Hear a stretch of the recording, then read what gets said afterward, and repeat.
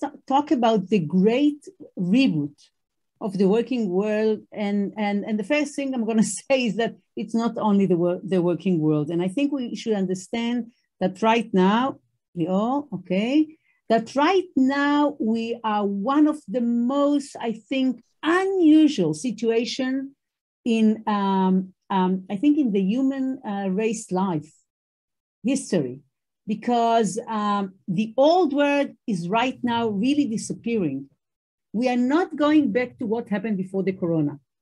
In a second, I will explain why, but you need to understand that there is no going to be the old normal, and the new normal is far from being yet created. If people are telling you it's being created, I must say I think I have a different opinion about that, because I think the new world has been born yet. Okay, not yet. We are not there yet, and the reason why we feel so overwhelmed, so exhausted, so ambiguous, anxious and so forth, is because this is the time of in between.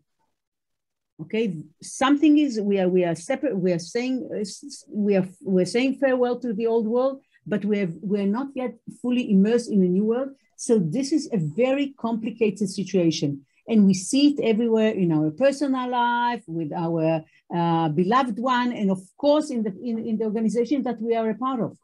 So you should know that this is something that everybody are going through right now together.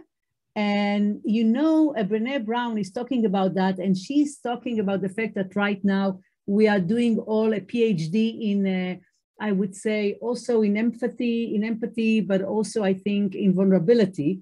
And she says from this only good things can happen, great things can happen. But if I take it into I would say the business or economic point of view, this kind of situation happens once in once in a century. The previous time wasn't after the influenza; it was after World War II. Okay, we call it Schumpeter, which is one of the renowned economic figures, call it creative destruction. And usually, what is happening in such a time, we feel the destruction. We are leaning into the destruction, and what does it mean? But the reason that there is a destruction is because the old world need to die in order to ensure the birth of a new world, which is the creative part. So right now, this is a very, very important terminology, and I think we should start using it, because when we start using a terminology, it gives us the right understanding of a context. And I think that language creates reality. And I think once you use the right word, then you have the right sense of what is really happening right now. Yes, it's an unusual situation. It's creative destruction, but it will lead us to wonderful things as it took us as it happened after World War II. So why is it creative destruction? And why do I refer to the corona, I would say, situation as I would say it's an accelerating event, but no more than that, because everything that was supposed to happen or is happening right now, in any case, would have happened, but it might have taken a little bit longer. Why is this? Because this is a very unusual century, a very, very unusual decade that we are living in, which is once, I think it's never been in the history of humankind that we had 15 enabling technologies arriving to prime time together. When we look at the 240 years of industrial, or I would say technological revolution, we never had more than 2 or 3 in such huge enabling technology coming together. This is the first time that is happening. And just to give you an idea, I will not go into it right now.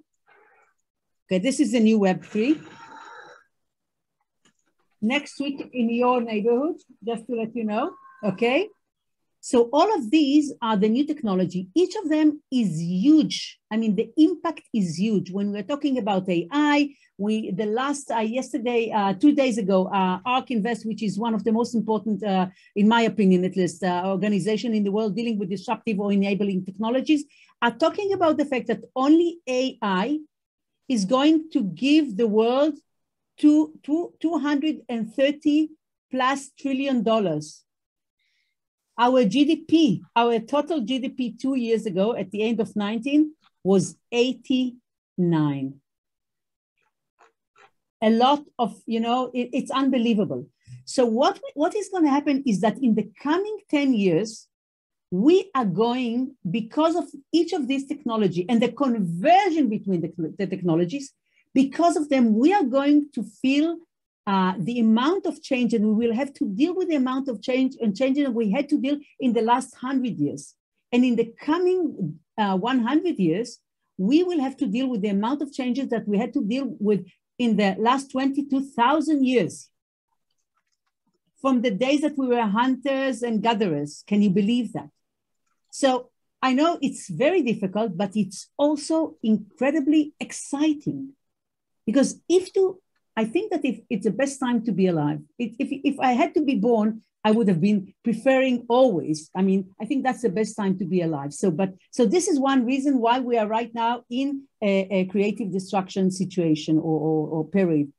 The other thing is definitely relating to the corona, but yet again, it would have happened even if the corona wasn't part of our life right now.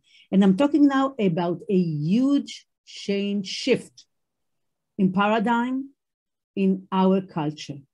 When new culture is being born, a new culture is being born when we have new notion, new insights regarding the world. And during the corona, I mean, I'm talking about the first and the second year, we had like about 10 insights, I think, mutual, global insights that came. I think they suddenly were pouring into our soul, to understanding, to our mind. And these insights are crucial. Like everybody are, we are all together.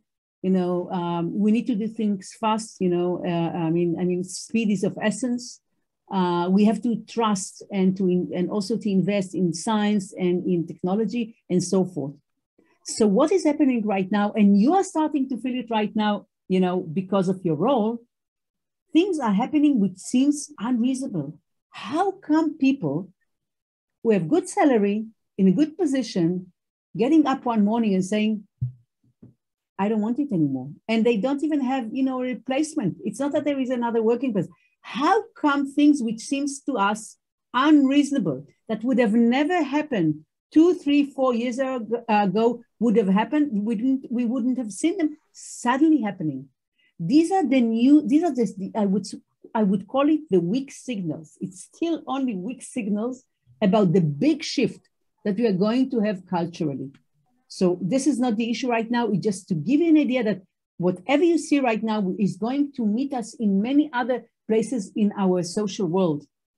We're going to see changes regarding marriage, regarding parenting, with the relationship with money, with the state, with democracy. All of it is in a process of paradigm shift. So this is the second thing. This is the second reason, I think, and it's a serious conversation, but we don't have time for that, but just to give an idea. And what is important to understand that right now, the way we, I think, sense it, or I think the experience is of a crisis. I don't think it's a crisis, but even for those who feel that it's a crisis, and I respect the feeling, I always have huge respect for feelings of anyone, doesn't matter. It's a very, it's very personal issue, but still, I want to point out that in Chinese crisis, as in many situations in Chinese, the word had two meanings, opposite meanings, danger and opportunity. So again, it depends on our point of view. What point of view are we embracing? Okay. So when we are talking about, our world and what we are working right now, I mean, this is the subject, okay?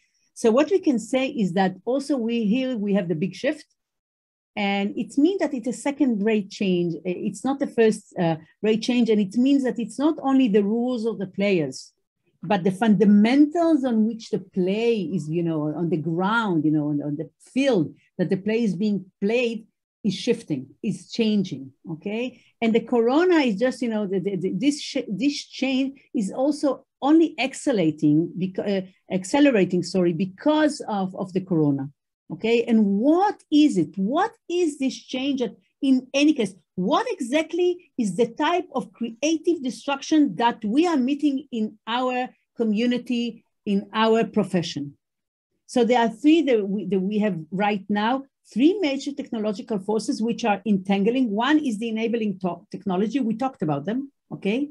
And it really means that, you know, we're going to talk on the implication in a second, but this is huge. This is huge. We never had this kind of this is anything that you think that is science fiction is going to become science fact. Science fact, okay? Now there is also intensifying of the information. I don't know whether you're aware of it, but 95% of all information in the world was created in the last 2 years. It's about 44 terabyte, which meaning if we take and we put, you know, books one on each other until Plato and back, this is what it means, zettabyte, 1 zettabyte, just to give you an idea, okay? And the acceleration of the acceleration, because everything is much more rapid because of the technologies and because of the cultural change, okay? So everything, and I can show you one thing, that today is, I would say, the slowest day that you will have in your life from now on. That's for sure. So what is happening? How it is really affecting us? So first of all, we're talking about automation. Automation is going to be all over, but it's not, you know, the horrible scenarios that we see in the Hollywoodian films, because it's going to be in the end of the day in a hybrid solution, hybrid model when, you know, we are going to outsource to the machine, and it doesn't matter right now if the machine is a robot or whether it's a bot. We are going to outsource everything which is repeating, boring, or dangerous. And it doesn't matter which, you know, it's going over legal terms or legal papers or whatever, documents, or whether it's, you know, I don't know, creating a machine, you know, a machine or something like this that you do in the factory. It doesn't really matter. We are going to automate about 20 to 50, you know, % of all roles and all of duties, okay, that we are taking upon ourselves, okay? And also we see the transaction, huge transaction from product economy to service economy. And then from service economy, which is physical, to digital service economy. About 2 years ago, none of us would have said, you know, if we need something, we have to go to the bank. None of us would have, you know, anticipated that we will do everything via our mobile, that we won't go to the bank ever, that this is going to be, everything is going to be right now in our digital, you know, and via WhatsApp, I can, for example, I can borrow money. I can even get a mortgage for a new house in less than 2 minutes, less than 2 minutes. So when I'm telling you that, when you think about everything that was, you know, science fiction is going to become science text, I'm just giving you just, you know, an idea about, you know, because getting a mortgage is a horrible process. If anyone had to go through it, it's horrible. Now it's, you know, you do it in less than 2 minutes. It's unbelievable, okay? And then we see the transaction from operational efficiency. If we would have taken now all the textbooks of all, you know, the best business schools, it doesn't matter what it's, you know, Harvard, Princeton, Stanford, whatever, all of it was focused on how you create, you know, higher efficiency. I'm telling you right now, operational efficiency is nearly out of the door. And it's going to be much quicker than we think, because we are going to outsource anything that has to do with operational efficiency again to the machines. Okay, and we're going to see a huge shift to a new paradigm, which is going to talk about value to all the company trustees, or I would say stakeholders instead of dealing with the shareholders at all. Okay, we are going to see an overall, I would say, of any bits and bytes of the value chain, okay? And the knowledge we will have to knowledge will become, I would say, as a very warm dish. You use it once, and then it's finished. And just to give you an idea from a world which is definitely very dear to my heart, which is the medical, I would say the health services and the medical field by itself. And Peter Helmka, Dr. Peter Helmka, Professor Peter Helmka, got on the stage 3 years ago. He finished in Harvard. He's teaching in Harvard. He's a world expert on regarding how do you do transformation of big, I would say, organization, health organization. By the, he's mainly dealing with the management of, like, I would say, the biggest organization in the world. And then he says, when I went to study, it was wonderful that I gave 10 years and I wasn't sleeping. I put 10 years in the safe and finished, and then the knowledge was valid. He says, but right now, the information is changing every 77 days. And it's not additional information, it's replacing information. So what are you going to do if you're head of oncology or any kind of other department, and you know that, the way you're treating your patient right now is going to be totally irrelevant in 2 years, and you already know that the protocols are not right? What do you do? So we are all going to be in beta mode, and we will learn, unlearn, relearn all the time. This is going to be a new process. We've never been here, okay? And the idea of, I go to the university, I have the enough information to study, a new position, and then I'm working, and then I'm going on a pension. This model is going to be out of the window, not relevant soon. So right now, we are in between as well.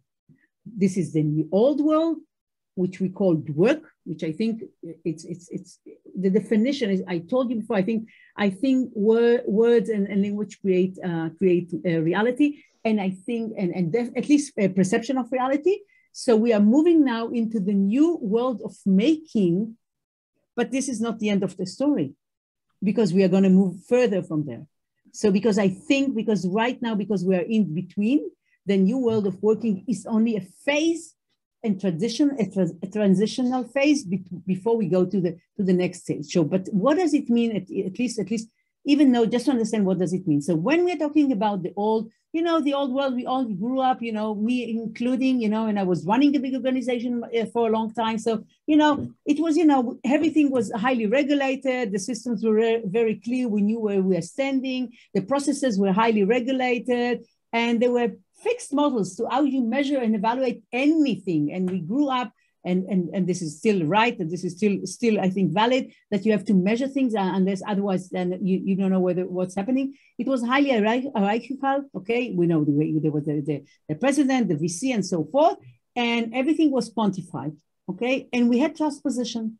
We're all eager to get to the situation that we are in the trust position, that we are in the room when, the big decisions are being made, that we know exactly what is going to happen, even, before things are really happening, to be a part of, the small group that is creating the future of the company, for the company, and so forth. And this is what we were aspiring, okay? So, and the pace was quite, predicted. We call it linear progression, meaning you can assume that, the pace of that everything were happening was, we could have handled it because it wasn't too quick, okay? Because what happened was yesterday, what happened, if the picture I would say the metaphor is that what happened yesterday is quite similar to what happened today, and definitely it's going to be quite similar to what is going to happen tomorrow. So, we can handle the change, that it wasn't too much. Well, when we're talking about the relationship, everything was, it was really very, very defined. We have a new partner working with us. We knew exactly what to expect from him. We had a huge focus on skills. Skills were very important. Can he write a code? Can he do this? Can he negotiate? Is he capable, I don't know, of creating a plan or whatever? And again, operational efficiency all over. And the results were devastating. because we saw research after research after research. It doesn't matter whether it was a Gallup research, whether it was a Henley report, whatever. And the worst one, I think, which I read, I think 3 years ago, was that they said that 92% of one of the research of the employees that were in a large sample size research was said that 90% of the people weren't happy where they are, and 87 were to some level, involved in, searching an alternative. And then the expert said, who created this research, and he interpreted the results. He says, we should be very cautious about these 5% who are very unhappy and they are not even seeking an alternative. So they are like poison to your organization. This is what he said. So, and this is definitely this is not how we want to live our lives, right? Because we live in the work. We spend with our colleagues usually much more before the hybrid situation that we have right now because of the corona. But we used to spend most of our, time, when we are awake, our awakening hours with our colleagues, besides the weekend. So now we are right now in a mega change. And these are two books that I highly recommend. One of them called Exponential Organizations. It's now being seen as one of the best business school books in the last 2 years or so. Is a bestseller. And this is the other one of John Hagel, who just left during the corona.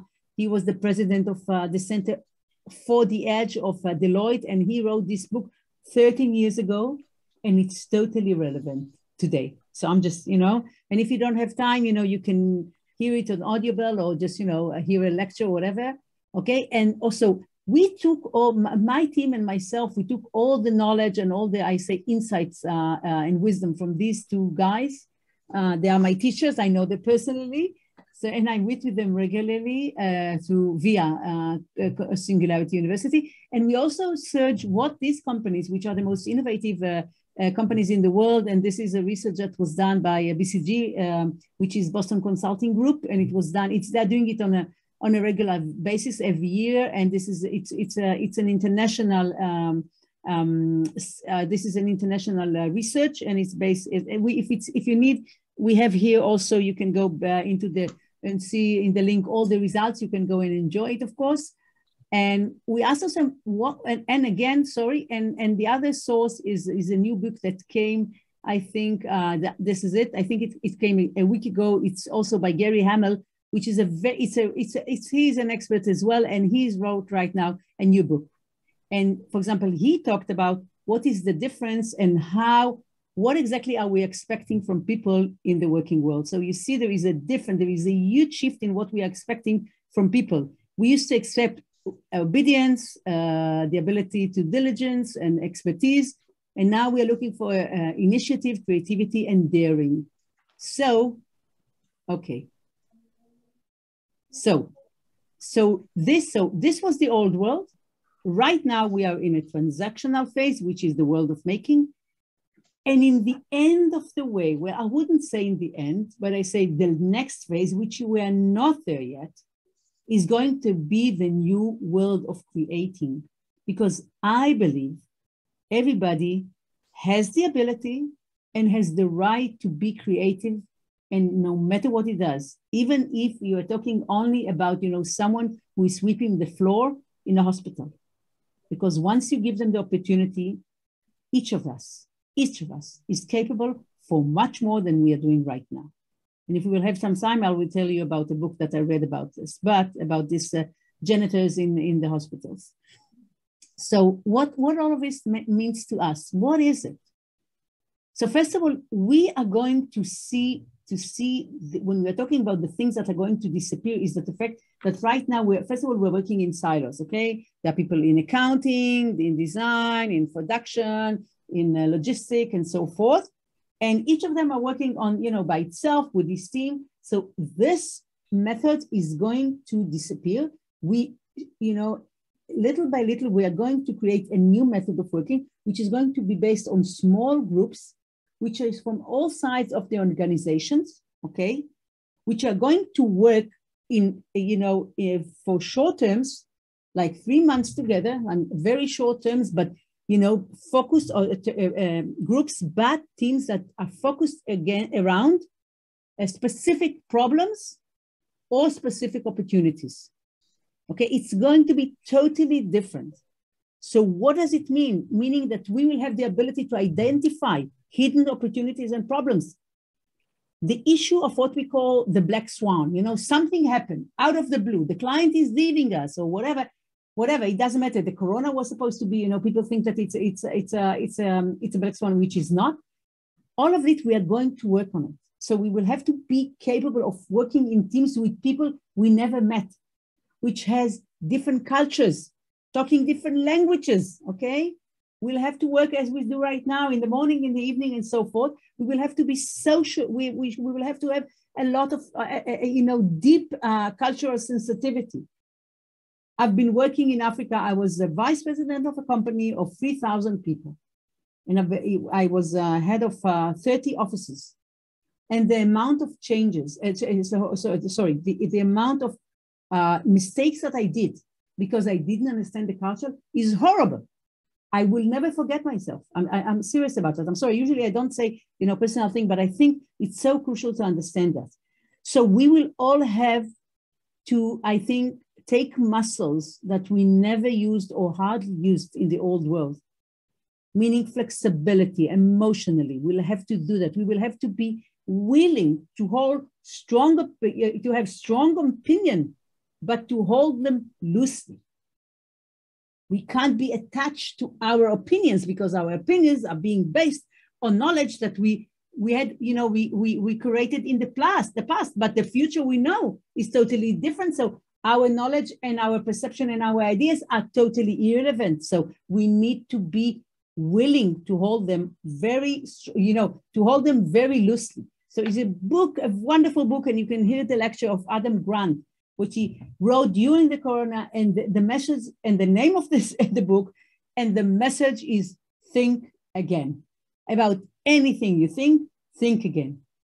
We should have critical thinking, because what's usually happening to us is we have an idea, we have a problem or we have an opportunity, so we create a set of ideas and we fall in love with them. And I can assure you that our first ideas are the worst. The second in turn are going to be less horrible, but not great. And only, working again and again and again, we're going to get to the idea which is really worthwhile, which is going to change the world, our relationship with the client, the way we manufacture things, doesn't matter. So we will have to really, emphasize on critical thinking, but positive, meaning yes and, or if we can take this part of idea, not the kind of critical thinking we had in the previous world. Like, we've done it before, someone tried it, it's too expensive, we never do these kind of things in our organization. No, this is the wrong critical thinking. The right critical thinking is saying, if we go back to first principle, what is the real problem we need to do? Can we find a way to reframe the program and so forth? These are tools of critical thinking that we will all have to embrace. We don't have them right now, okay? And we'll have to learn how to fall and to get back on the saddle, because we will have to experiment and be in experimental state of mind is going to be crucial, because we are heading into the unknown, and the only learn and to find the right solution in an unknown is to try and retry. So we will have to create in our organization and in each department what we call a sandbox. A sandbox is a place that you try your new ideas. It's far from the core, so you don't create any damage to your business, but still you're capable of learning very quickly. So you have to create new experiments very quick, very cost efficient, and if it's possible, even that will cost you as little as possible. Even again, using all this enabling technology. Just to give an idea, usually to create a drug costs us between $2.7 to $12.5 billion. We usually takes like 15 years, okay? Once we use the machine, the AI, we can create the first, and we start the first phase with 1,000 molecules, and we finish it with one. And when we finish, you know, the whole process, at the first phase, we finish only with one out of the 10,000. And then when we get to the last phase, we usually 95% of the new drugs are falling. This is the least efficient process in the world. And now out of the blue, an AI-based company coming, and she's trying to finish it in 49 days in Cilio. So we will have to create, so this is when I'm talking about the sandbox, we will use all this enabling technology. We don't have to create and to sell it to the clients. We can do our experiments and tell them this is what's going to work the best, okay? So this is just to give an idea. Now, because everything is changing and changing and changing, we will have to create a situation that we are all the time learning how, and we are getting more and more creative on how to tackle all the problems, and also very creative in our ability to create the suitable solutions. So first of all, we will have to flat structure, because if the information, okay, we need to take the information and to transform it into knowledge, and then to wisdom, and then to actionable, you know, actions, okay?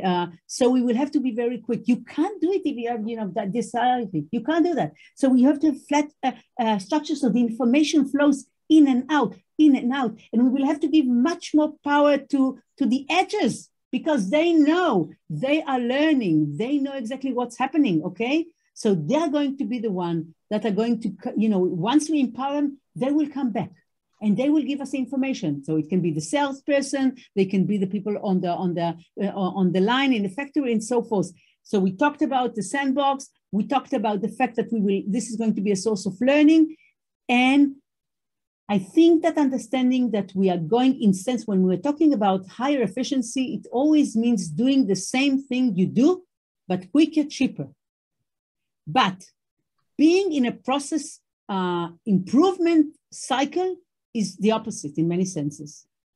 So we will have to be all the time active. We have to grasp and ingrain into our culture the beta mode idea. Okay, and the fact that once we are in a beta mode, we are seeking not only to recreate ourselves, but also we want to recreate ourselves in a much better version. So we can't sit, and enjoy, not that I think that Delta is doing it, but, and say, okay, we did well. It will not be good enough, because what is happening when we're talking, and this is not the subject of the conversation, but just to let you know, when we are looking right now, what's happening to companies and which companies are surviving in such disruptive change, what we see is the companies which are in the middle are disappearing. Okay, it's like, when you have this sandbox, the sand clock, you remember? So the one that are staying are the one which are only in the edges, but the one which are in the middle are going to disappear. There is no place for them in the marketplace of the future. So we will have to be very creative and very innovative, okay? So I'm just saying this is going to be the new norm, and this was never asked from us. It's so hard because in many senses, it was the opposite. It was the opposite. We will go to the conclusion, to the summary, we're going to see it, but I'm saying, so we are going to have to learn and relearn. The essence is going to be, the focus is going to be not on skills, because we are going to source most of, of what can be done in this way I'm telling you, to the any kind of technology. I hear, I'm assisting the Israeli army in thinking right now about the future. What can we give our children, the people, it's for us Israeli desert people who are leaving the army, should we give them, first degree in the university or something else? And says, don't forget about it. No, this is not what they need to know, because even people who are writing now code, who are learning how to write code, and they think that this is the, insurance policy for having, a working place for 20 years. No way. No way. Machines are starting now to write the code, and they're doing it better than us. We will have to concentrate on capabilities, ability to learn, ability to cooperate, creativity. We have never asked. This is the first time in the history of the human race that we have the opportunity, but we are also being asked to use our best abilities and capabilities. So in a sense, I tell you, this is why I'm so excited. It's like the new Renaissance. It's the new Renaissance. I call it, I have a different section that I'm working, which is all the 10 capabilities and I call it the Renaissance Man Point 2, because a new Renaissance is upon us, but it also needs some shifting. So we will have to retrain everybody. We will have to train, and I must tell you, I retrain myself every day. Every day. I know that something I knew yesterday is totally irrelevant today. So what does it mean about management? And I think for the management in many senses, it's going to be the hardest because they have to give on so much. Usually people in the highest positions, they invested most of their time, and sacrificed many other things, unfortunately, to get to this, to climb the ladders in many ways.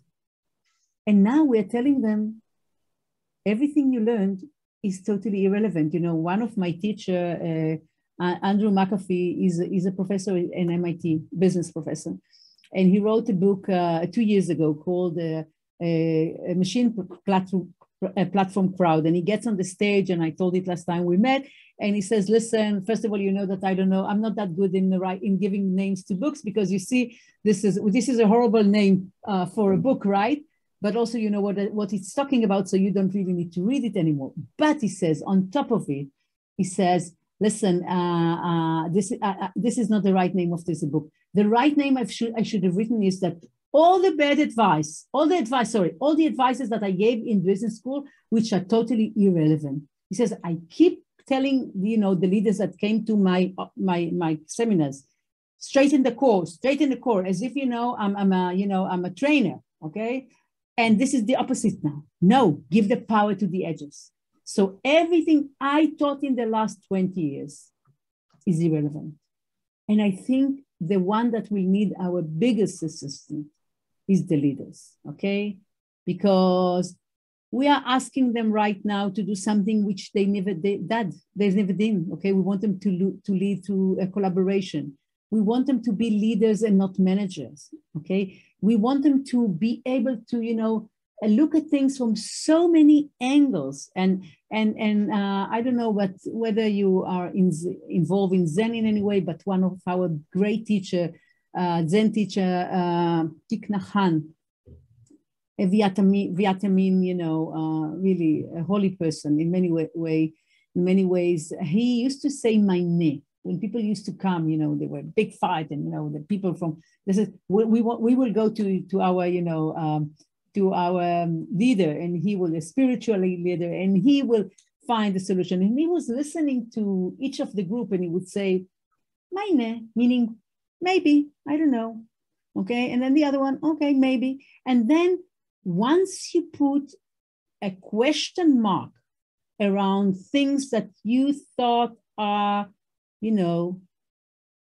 truth, invincible, and things that no one can overcome, or judge or not disrespect or whatever. No. And I don't know whether you're aware of it, but also the biggest scientist right now, for example, Soskin is saying that right now, probably the rules of physics are going to change, because Albert Einstein already said that physics is our best interpretation at this point in time to what is reality and how the world is working. So what does it mean to be really humble? And what can we gain, and what our leaders can gain from humbleness? And this is definitely what they weren't expected. They were expected to be the one that has all the answers. that give direction, that know the roles. So we are asking them to do the biggest change. Okay, but what are we going to gain? I believe, first of all, our people are going to be engaged. They are going to be part of they are going to really feel as a part of the organization because they will have diverse experience. They will cooperate, they will develop, okay? They will be constant on the move in all direction, up and down, you know, they are working on this project and this function. Even the function of the roles are going to change, okay? And there will not be any more fear of hierarchy because now the leader is going to be the one who are asking the question and asking the team to assist in finding the right answer. And therefore, hopefully going to feel belonging and enjoyment. And they will not answer to these, you know, horrible, you know, researchers that are being, you know, the questioners that are saying, no, I'm not involved. I'm going there because I have a salary that I need and I have a family to support or whatever. So there is going to be a new kind of immersion between us, the people, and the world that we are working in. So there will not be any, you know, there will not be any dreams, I think, in the closet. And we should also take into consideration, we didn't talk about right now about that, but most of us are going to live to 100 and beyond. All of us. Unless we are stupid enough, you know, and to drink and crash in a car or whatever. But, and our children presumably would live to 120 and the grandchildren to 150. It sounds like science fiction, but I want to remind all of us that you know, in the beginning of the 19th century, people used to live to the age of 49. And right now, if we would have gone back in history and would have said to our, you know, grandfather, you know, you could live to 80, 85. They says, come on, I love you, my child, but you know, you're hallucinating. So it's the same. So it means that we are going to have 4 generations in the working place, not 1 or not 2. And people will come in and out, and people might have, or not might have, probably will have different positions in the same group, or they will work in 2 places in the same time, or they will have, right now we used to have like 2 or 3 careers, probably we will have 6 or 7. The in-between times, okay, period, are going to be much more, they're going to be longer, meaning women will go out on maternity leave, I think, for 6 to 9 months, which is much healthier, at least for the child, if we're talking from the psychological point of view, based on our last research regarding this subject. And so we are going to be all over. I don't know whether you're aware, I think Leonardo da Vinci had, I don't remember whether it's 29 or 32 different, you know, jobs and careers or whatever. So all of us, we are going to be all over the place. So the world is going to be our personal canvas. This is how I look at it. Are we prepared for that?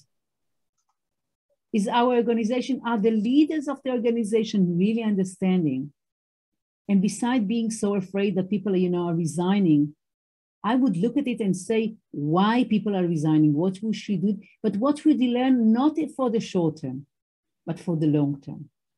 Okay, so, and each of us, if we give people the opportunity, and I keep saying it, and we had this discussion, I sit, you know, with, you know, high management in different organizations, large organization, international organization, and they are saying, we need to find the talent. We have to capture the client. We have to pay much more, but we should bring this person. And I keep telling them, what are you talking about? You have wonderful people in your organization, but the processes and the everyday routine is killing their ability to be creative.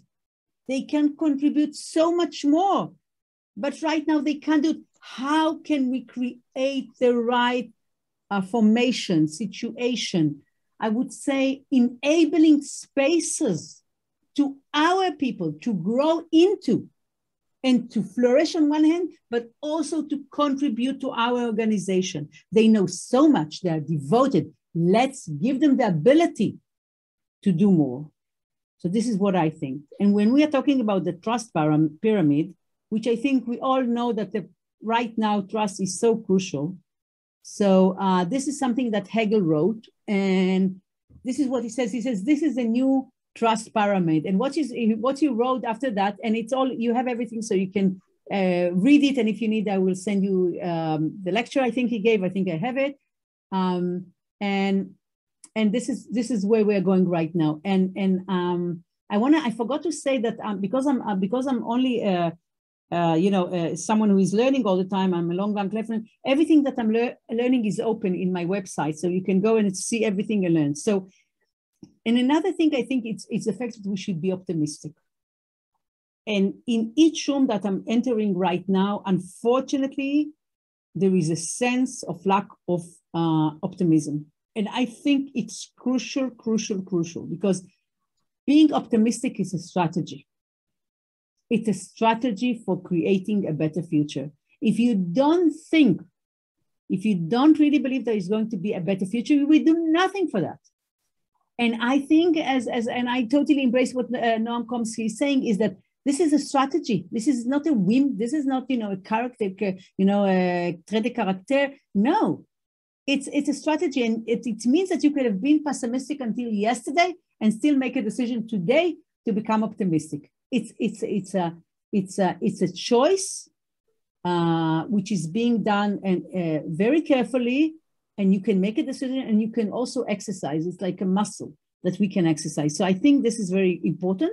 Another thing is we're moving. We used to think about IQ, okay, intelligent, and and even though we already know that there are 7 kinds of intelligence, we are all thinking about the intelligence that gets us to Harvard or whatever. And then we moved into EQ, emotional intelligence, but this is not what we are going to need for the future. This is from Amin Tufani, one of my teachers, and he's talking about adaptive intelligence. And he says that what is very interesting is that when you come to organization and you say to people, listen, we are not going to make the decision if you stay with us, and we will invest in your future and so forth, if you have a high adaptive intelligence. And people are saying, wow, okay. And what is very interesting, it's very easy to see that each organization is becoming much more, and each person is becoming much more adaptive than he used to be in the past. So it's very bad for the research team, but it's very good, because once we understand that this is a capability, it's not a skill. It's a capability that we all need to either embrace or either, learn or whatever, then we are getting there. Okay. And I want to talk just one thing about the trust pyramid, because I think this is what Hegel did, but I want to say something else which is very interesting. And this is something we usually, we keep telling people, bring your whole self to their working place. Well, I don't think we really mean it. And what Charles Flatten, which is an expert on trust and is a worldwide, is well known. And what he said is trust is choosing to risk making something you value vulnerable to another person's action. Can we really say that we are creating this kind of atmosphere in our organization? And what will happen if we will take this as a golden rule and see whether, the processes that we are creating are taking into consideration this kind of question? What kind of organization are we going to create? What does it mean? And what are we going to gain from this change? So I think this is something else that we need to do. Let's leave this. It doesn't really matter now. And we have it. Now I want to summarize. This was Anat idea. So Anat, thank you for that. So when we are looking about, just to give you a summary, so when we are talking about, the old world, so we talked about hierarchy, everything was regulated, fixed models of measurement, trust position, and power at the core. We talked about that. And the fixed space. You know what's going to happen. But where are we going right now? We are going to flexibility. We need to embrace beta mode, very rapid pace, flat structure, and agency to the edges. When we are talking about relationship, we are moving from defined expectation to openness. Instead of focusing on skills, we will start focusing on capabilities. Forget about operational efficiency. I know that it's very hard to talk about it, especially in a production organization. It's at your core, but we are going to see it totally different. We're going to move. Everybody are going to move to focus for creating value to all stakeholders, and hopefully we'll get high involvement of employees. Culture. We didn't talk a lot about culture. Culture, for me, there is this guy called Ben Horowitz. Ben Horowitz is one of the founders of a very successful venture capitals firm in Silicon Valley, and it's called A16Z. And he wrote a very interesting book on culture and on culture's change, which he thinks culture is the root of everything. And he says two things which are very important. He says, culture is what your people do when you're not in the room. And he said that when he started his first endeavor, his first startup, he said, I went to talk to old veterans, people, who have been in the business for 30, 40, 50 years. And each of them told him, take care of your culture in everything. And he said, I was young. He was 26, 28. He says, I didn't understand what they're talking. We had the technology, we had the money. And after I think the third, collapse he had, he suddenly understood. It's a very good book. It's simply story from the histories, all kinds of histories. One of them is amazing how, a leader of slaves, I don't know whether you know, but the worst salvation was in the, I think in the, not in Haiti, but one of in the plantation of the bananas somewhere, I don't know where, in the Caribbean. Sorry, it was in the Caribbean. It was horrible, worse than in the States. And within 2 years, the leader took all the people who were slaves and transformed them into a leading army, which successfully beat the French and also create a collaboration with the United States. And one of the important things, one of the stories which is interesting is that I think it was Washington or Jefferson which wrote the letter to this leader, and he wrote sincere, your humble servant, or so whatever in the hand. So this was very interesting. So we need to have a serious talk about culture. Because right now, in all organizations, Delta is not different. Listen, I'm sitting in so many boardrooms right now. The culture was crafted around the old definition of what is capitalism. And we are moving and we are creating a new kind of capitalism. Okay, and it used to be top down, it was silos, and we need to be very obedient and so forth. And we put so much emphasis on yesterday achievements. While if we change, there are going to be so many new achievements beyond our imagination. If we only let go of the past, if we only let go of what we thought is the right way of doing things, then we are going to be in constant improvement, change, development, aspiration. Door after door is going to open in front of our amazed eyes. I can assure you, because there are so many new opportunities right now. We are talking about Edie Weiner, which is one of my teachers, is talking about 13 spaces where new profession source of incomes are going to come from. And she used the space of, so there is inner space, outer space, design space, and so forth. We don't have time to go over it right now, but I'm telling you that if you look beyond the fearful tomorrow, and I'm talking about the actual tomorrow, there are wonderful opportunities in the horizon. It's wonderful. I'm telling you, beyond our expectation. And we are all seeking for meaning in our life, all of us. So we have to learn, unlearn, relearn, and so forth. And the leadership, I keep telling you, my heart is with the leadership. Because for us, in a sense, It's going to be because not all our identity is wrapped around something. But for them, they will have to start being, leaders, not managers. They have to become, good ancestors in the sense that they will have to adopt the long view, strategic thinking. Okay, they will have to be able to ask questions and to stop thinking that they should have all the answer. They will have to learn how they can lead by inspirations and not by giving directions. So they will have to learn to start listening. Wow. Listening is hard. Listening is very hard. Giving your full attention to someone while he is talking and not just waiting when he will finish talking and then you can answer. This is deep empathy. This is radical empathy. Extremely hard for all of us. I'm in this group that it's hard because I always want to talk. I have so many things. No, listening. So yes, and how can we really create inclusiveness, especially for managers? It's not easy. And how can you be authentic?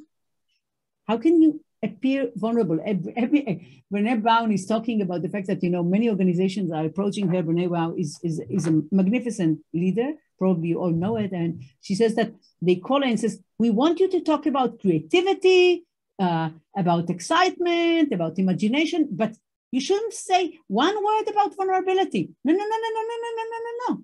And she tells them, listen, I can't do that. It's all come together. The source of imagination, the source of creativity is the ability to be vulnerable. Because if you're not vulnerable, you can't go and get lost. You never find new things if you don't get lost. And getting lost is being vulnerable. So she simply reject them again after again. And this is I call them now employee, but I can't call them this anymore, but I use because I didn't want to create, to put too much on you, but I think we will have to create a new dictionary because this is a new time. And I want to tell you that after World War II, people don't know it, is that all the